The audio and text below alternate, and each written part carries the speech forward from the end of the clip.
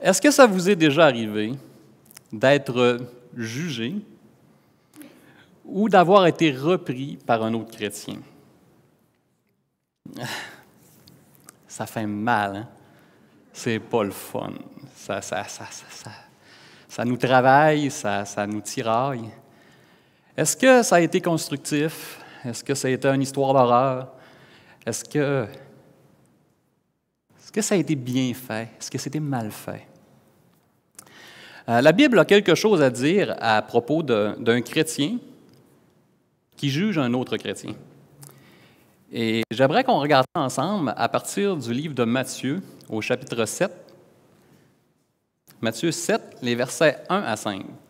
Je vais vous laisser le temps de tourner.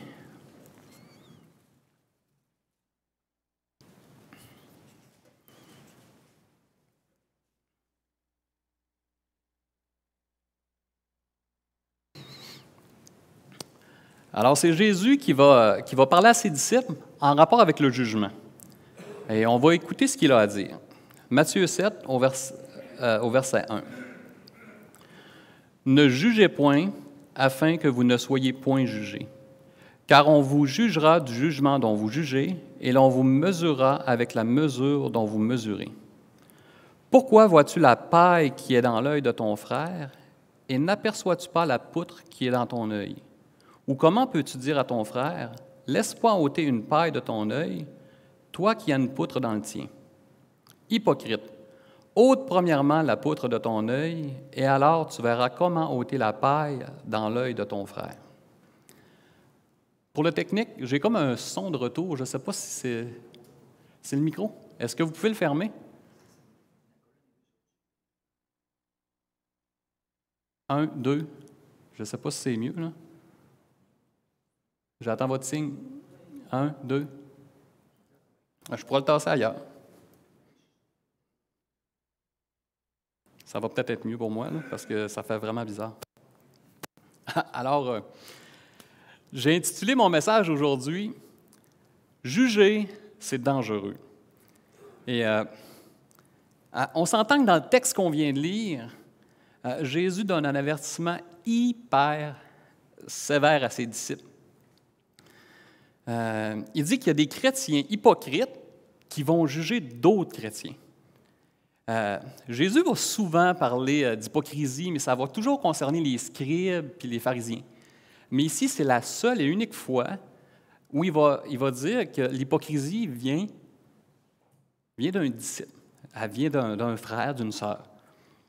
Fait que moi, j'ai envie de comprendre de quoi Jésus parle parce que je n'aurais pas envie de faire ça dans ma vie, je suis convaincu que vous aussi. Puis frères et sœurs, il y a un danger dans ce passage qui peut amener à avoir des conséquences très, très graves. On peut être amené à détruire la vie d'un enfant de Dieu, à porter atteinte à sa foi, à l'amener à douter de son identité en Christ. Tout ça à cause d'un jugement malhonnête. Et comme ce n'était pas rien, c'est qu'il y a un fort risque aussi que la personne se révolte contre Dieu, contre l'Église, contre nous, et assurément contre la personne qui l'a fait. Puis malgré que ce soit écrit noir sur blanc dans nos Bibles, malgré l'avertissement de Jésus, nos églises sont remplies de victimes de Matthieu 7. Puis c'est possible que tu sois une victime de Matthieu 7. Alors, j'aimerais pouvoir répondre à la question aujourd'hui avec vous. Est-ce que c'est mal de juger ses frères et sœurs? Pour pouvoir répondre adéquatement à la question, il faut qu'on soit tous sur la même longueur d'onde sur la définition du mot « juger ». Puis c'est important, c'est autrement important pour nous d'avoir une définition qui est biblique de ce mot parce que ça va nous aider à comprendre la pensée de Jésus. Puis même si on vit dans... c'est que même si on ne veut pas être influencé par le monde, si on ne veut pas être influencé par notre société, C'est pratiquement impossible parce qu'on vit dans le monde, on vit au travers du monde, puis plus souvent qu'autrement, nos conceptions, nos définitions, nos principes sont influencés, sont contaminés, puis c'est juste normal. Je ne sais pas si vous avez remarqué, mais depuis plusieurs années au Québec, là, il ne faut pas grand-chose pour allumer le terme jugement dans une discussion. Si dans une discussion, là, on émet un commentaire ou une observation qui va toucher soit de près ou de loin là, de la vie de la personne, une des premières choses qui est systématique, c'est « Hey, t'es-tu en train de me juger, toi, là? » Fait qu'en tant que chrétien, c'est important de connaître la définition de certains mots bibliques. Ce n'est pas nécessaire de tous les connaître, mais pour ce qui concerne le mot « juger », je trouve que oui, parce que ça pourrait nous amener à appliquer un principe biblique carrément à côté de la traque, puis faire plus de mal que de bien. Alors, sur ça, dans la Bible, on peut discerner 3 sens du mot « juger » principal. Un peu comme le mot « amour », où on a l'amour fraternel, l'amour inconditionnel et l'amour sexuel. Donc, voici les 3 sens du mot « juger » qu'on peut observer. Premièrement, il y a la notion de discerner. Ensuite, il y a la notion de condamner. Et il y a la notion d'exercer une discipline. Exercer une discipline, aujourd'hui, ça ne fera pas partie du message parce que ce n'est pas dans le texte. Donc, on va se concentrer sur discerner et condamner. Maintenant, qu'est-ce que c'est discerner concernant le jugement? Eh bien, c'est assez simple. C'est tout simplement d'être en mesure de reconnaître un péché quand tu le vois dans la vie de ton frère ou de ta sœur. Puis en passant, d'aimer son frère et sa sœur, ça ne veut pas dire d'ignorer un péché quand tu le vois. Puis ce que je pourrais dire aussi, c'est que Jésus n'a jamais ignoré un péché, Dieu non plus. Fait qu'on ne devrait pas faire ça dans nos vies. Qu'est-ce que c'est condamner? Condamner, c'est quand tu évalues, que tu mesures la spiritualité d'une personne au travers de ses intentions et ses motivations. OK, c'est quoi que je veux dire? C'est que quand tu mesures la spiritualité d'une personne, eh bien, tu es en train d'évaluer son cœur. Ou tu es en train de juger son cœur.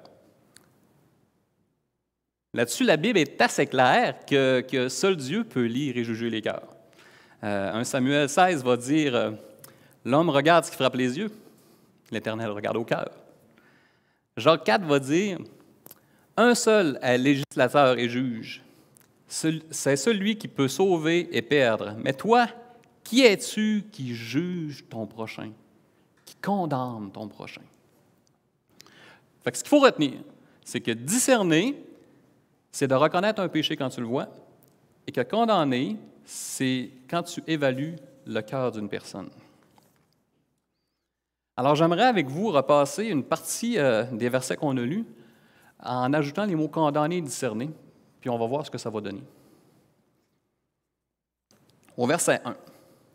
« Ne condamnez point, afin que vous ne soyez point condamnés.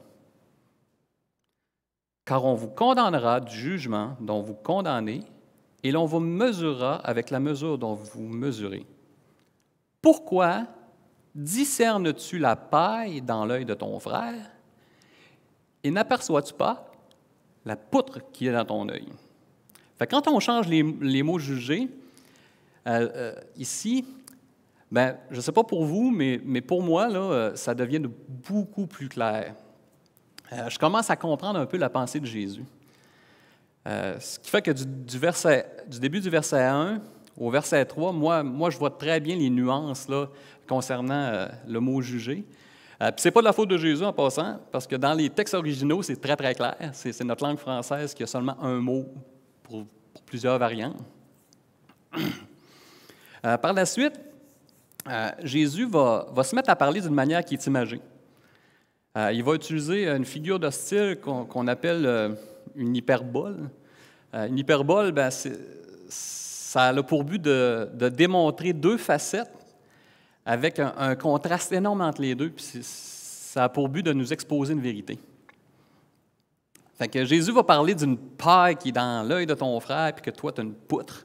C'est quoi la paille? C'est quoi la poutre? Je vais essayer de le répondre avec vous. Puis la première question qui mérite d'être soulevée, c'est quoi la paille que tu pourrais discerner chez ton frère ou ta sœur? Assurément, la première chose qui va nous venir en tête, c'est le péché. C'est une chose qui est normale, mais j'aimerais vous suggérer quelques autres éléments. C'est qu'au chapitre précédent, au chapitre 6, Jésus va condamner deux pratiques. Il va condamner le formalisme religieux, donc ce sont du légalisme, des doubles standards. Il va condamner aussi les pratiques ostentatoires. Ça, c'est l'idée du paraître, c'est l'idée de parader devant les autres avec des objets ou avec notre attitude. Il condamnait justement le fait de jeûner, puis d'avoir l'air triste devant les autres, ou de prier devant les autres, puis d'être éloquent, mais en fin de compte, tu ne pries pas dans ta vie. Il y a d'autres éléments aussi qui pourraient être considérés, comme une erreur doctrinale, un faux enseignement, une manière de penser et d'agir qui ne rend pas gloire à Christ. Puis pour moi, ce sont quelques suggestions qui sont valides parce que Jésus va intervenir dans ce genre de situation, dans son ministère. Puis concernant la paille, là, je veux juste mentionner que c'est un élément qui est important dans le texte, mais qui est plus en arrière-plan. Jésus met plutôt le focus sur la poutre et le danger qui nous guette dans le jugement. Alors maintenant, c'est quoi la poutre? La poutre, c'est un aveuglement. Hein? Oui, je travaille à la charpenterie. Effectivement, moi, j'envoie des poutres. La poutre, c'est un aveuglement concernant la condamnation que tu as envers ton frère ou ta sœur par rapport à ta propre condition. Bon, c'est une belle grande phrase, hein? Mais je vais vous l'expliquer. Je vais juste la répéter. C'est un aveuglement concernant la condamnation que tu as envers ton frère et ta sœur par rapport à ta propre condition. Je vais faire une mise en situation pour expliquer. C'est que, admettons que tu arrives face à une situation où tu remarques un péché chez ton frère et ta sœur. Et là, tu dis « Oh! OK, là, ce que je vois, c'est pas correct. » Puis jusque-là, ça va bien. Tu as remarqué quelque chose de mal, puis c'est correct. Ce qui suit, c'est là que ça devient dangereux. Puis voici le danger qui nous guette tous. C'est le genre de choses qui pourraient nous passer par la tête. Je vous donne quelques suggestions de pensée. Une des premières, ça pourrait être, tu fais « Oh boy! Hein? » Puis ça se dit chrétien, ça? Ça vaut pas cher. Ou une autre pensée qui pourrait être là, ce serait de dire cette personne-là a un grand ministère à l'Église, puis elle a fait ça dans sa vie. Ça ne devrait pas être là, moi si je serais ancien, là. Je te tasserais ça. Ou une pensée qui pourrait fortement arriver, c'est de se dire moi, là, je m'excuse, je ne me tiendrai pas avec ce genre de chrétien-là parce que ce n'est pas selon mes standards. J'ai peur d'être contaminé, fait que je vais le tasser, je vais l'éviter dans ma vie.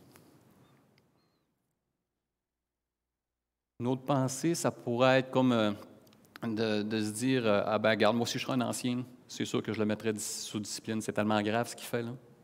Ça serait systématique, ça serait maintenant. Fait que c'est le genre de scénario condamnatoire qu'on pourrait faire. Puis en passant, ça ne veut pas dire que ce que tu as vu chez ton frère ou ta sœur, c'est nécessairement un petit péché. Des fois, c'est gros, des fois, c'est énorme. Mais la poutre, c'est encore plus gros. Puis si je le vulgarise, C'est que la poutre, c'est ton jugement hypocrite. Ce sont tes doubles standards. Les standards de Dieu, standards, ça a sorti croche, hein? Ce sont les doubles standards. Les standards de Dieu, plus les tiens. Regarde-moi, là, c'est comme ça que je vois la vie avec Dieu. Voici comment je fonctionne, voici comment je pense. L'autre devrait l'appliquer. Puis quand on fait ça, tu es en train d'oublier tes propres péchés. Tu es en train d'oublier ta propre condition. Quand je suis en train d'évaluer le cœur de mon frère ou de ma sœur, eh bien, puis de trouver que ce n'est pas un bon chrétien, je suis en train de dire que je suis meilleur que lui, que je me vois au-dessus de lui. Eh bien, j'oublie comment Dieu a été gracieux envers moi. J'oublie comment je ne mérite rien. J'oublie que je ne mérite pas d'être sauvé, que je ne mérite pas d'avoir un ministère, que je ne mérite pas d'avoir la grâce.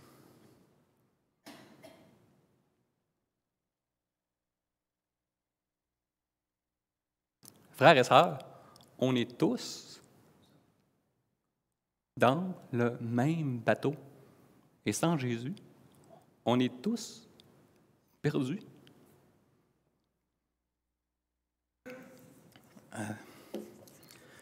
Bonhoeffer, un pasteur théologien, a dit « Juger les autres nous rend aveugles, mais l'amour nous donne la vue. Quand je juge les autres, je deviens aveugle à ma méchanceté et au mal en moi, ainsi qu'à la grâce que Dieu a donnée à l'autre personne. » En conclusion, est-ce que c'est mal de juger ses frères et sœurs? Eh bien, ça dépend. Ça dépend. Si tu portes un jugement sur les intentions et motivations du cœur de ton frère ou de ta sœur, c'est vraiment mal. C'est même un péché.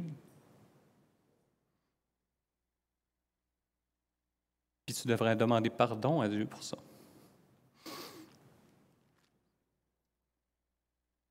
Par contre, si tu discernes un péché ou un problème, comme je l'ai suggéré tout à l'heure, c'est bien, c'est même très bien. Mais il y a une chose, c'est qu'il y a une façon de procéder selon le modèle biblique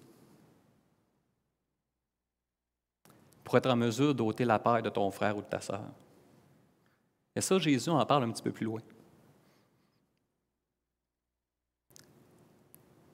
Dans Matthieu 18. Et si tu vois un péché ou un problème dans la vie de quelqu'un et que tu sens que Dieu t'appelle à aller voir la personne, parce que c'est ce que la Bible enseigne, et que là, tu te sens poussé par le Saint-Esprit, je vais reprendre les paroles de Jésus dans un grec ancien sagnéen, c'est « Wow, les moteurs! Pèse sur le break, calme-toi, respire, il y a un danger. Ce que tu as vu, c'est sûrement vrai. Mais il n'y a pas d'urgence. Premièrement, tu as un examen envers ta personne. Il y a des étapes selon Matthieu 18. Même si tu as déjà passé, tu l'as déjà fait par le passé, aller voir quelqu'un, puis que tu te dis que tu as de l'expérience, moi, je ne prendrais pas de chance. Va quand même demander conseil aux anciens. Parce que tu ne veux pas faire plus de mal que de bien. Parce que les conséquences peuvent être très graves. Et je termine avec un poème d'une source inconnue qui dit « Ne juge pas de ce qui se passe dans sa tête, ni dans son cœur que tu ne peux voir. Ce qui, à tes yeux, peut ressembler à une tache, à la pure lumière de Dieu, peut n'être qu'une cicatrice résultat d'un combat victorieux.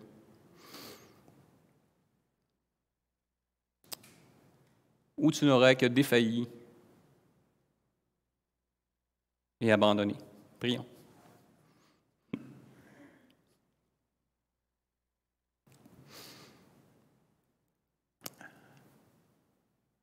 Seigneur Jésus,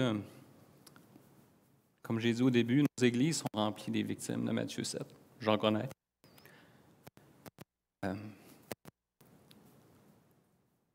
Seigneur, que ce soit ces victimes-là ou les personnes qui ont porté un jugement hypocrite, je te prie de parler à leur cœur et que, autant d'un côté et de l'autre, ils puissent avoir un pardon, Seigneur, une restauration, une communication. C'est ce que tu voudrais. J'aime penser, Seigneur, que du côté du jugement hypocrite, ce n'était pas volontaire, mais des fois, ce n'est pas le cas.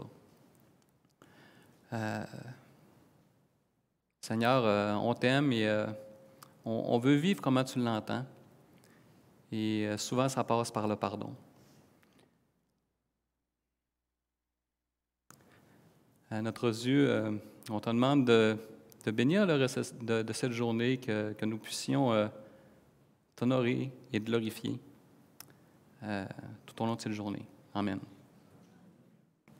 Fait que, sur ça, je vous souhaite un bon dimanche, un bon repas, un bon retour à la maison. Que vous soyez bénis.